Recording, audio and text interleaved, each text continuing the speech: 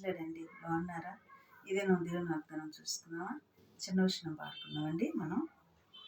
ఆత్మాభిషేకం నీ ప్రేమ నాలో నిండుగా కుమ్మరించని, ఆత్మ ఫలములెన్ను మెండుగా నాలో ఫలింపచేసిని, ఆత్మతో సత్యముతో ఆరాధించుచు నివేచియుందుని నీరాకడకై నా గీతారాధనలో యేసయ్యా ఆధారమే, నా వేదనలలో జలించని నీ కృపాదరణ, నా గీతారాధనలో యేసయ్యా నీ కృపా ఆధారమే.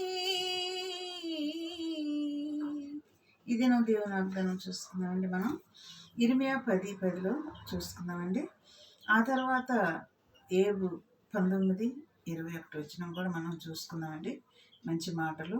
యెహోవాయే నిజమైన దేవుడు, ఆయనే జీవము గల దేవుడు, సదాకాలము ఆయనే రాజు అని ఈ దినం వాగ్దానమండి. ఎవరు దేవుడు? యెహోవాయే జీవము కలిగిన దేవుడు, సజీవుడై ఉన్న దేవుడు, మనతో ఉన్న దేవుడు. ఆయన యుగయుగములకు కూడా ఆయనే రాజంట, రాజుగా రాబోతున్నాడు. అలాగనేనండి మరి ఏబు కూడా, మనం ఏబు భక్తులు కూడా రాచుకున్నాడు ఆ మాటలు, చక్కటి మాటలు.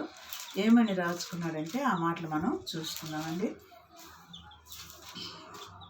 ఏబు 19వ అధ్యాయము మరి 25వ చూసుకుందామండి. అయితే నా విమోచకుడు సజీవుడనియు, తర్వాత ఆయన భూమి మీద నిలుచుననియు నేను ఎరుగుదును. ఆయన సజీవుడని ఈయన ఎరిగి ఉన్నాడంట ముందే ఏబు భక్తుడు. తర్వాత ఆయన భూమి మీద కూడా నిలిచి ఉంటాడని కూడా తెలుసుకొని చెప్తున్నాడండి ఏబు భక్తుడు. ఆయన భూమి మీద నిలిచిననియు నేను ఎరుగుదును, ఇలాగు నా చర్మము చినికిపోయిన తర్వాత కూడా శరీరముతో నేను దేవుణ్ణి చూసేదను, నా మటికి నేనే చూసేదను అంటున్నాడు. ఎందుకంటే ఆయన జీవము కలిగిన దేవుడని ఏబు భక్తుడు ముందే కనుగొన్నాడు. నా విమోచకుడు సజీవుడని చెప్తున్నాడు. మరి ఇటు మాటలను బట్టి మనం ప్రార్థన చేసుకుందామా? కళ్ళు మూసుకోండి. స్తోత్రములు ప్రభా, ఈ మాటలు మేము వింటున్న బిడ్డల్ని, చూస్తున్న బిడ్డల్ని దర్శించి మమ్మల్ని అందరిని కూడా ప్రభా నీ రాకడికి ఆయుధపరచమని నజరేయుడైన యేసయ్య నామములో అడిగి వేడుకుంటున్నాను తండ్రి. ఆమేన్. God bless you.